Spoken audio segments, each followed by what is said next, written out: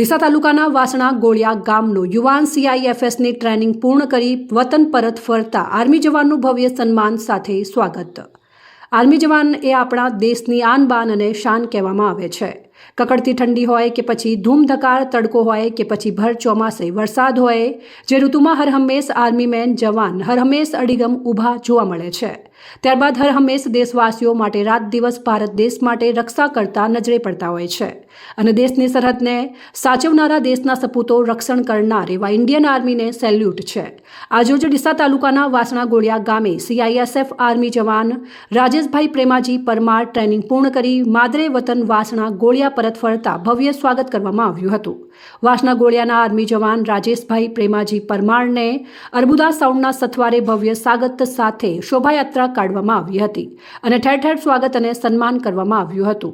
Army જવાન CISF Rajeshbhai પ્રેમાજી Parmar 11 મહિનાની training પૂર્ણ કરી અને પોસ્ટિંગ ચેન્નઈ એરપોર્ટ ખાતે કરવામાં આવી છે। આર્મી જવાન પોતાની ટ્રેનિંગ પૂર્ણ કરી માદરે વતન આવતા જ માતા પિતાને ભેટી પડ્યો અને ખુશીના આંસુ છલકાયા હતા। આ યાત્રામાં મોટી સંખ્યામાં ગ્રામજનો જોડાઈને નાચ ગાન સાથે ઝૂમી ઉઠ્યા હતા। આ શોભાયાત્રા મેઇન રોડ ગોળિયા બસ સ્ટેન્ડથી નવા ગોળિયા મહાદેવના મંદિરે પૂર્ણ થઈ હતી।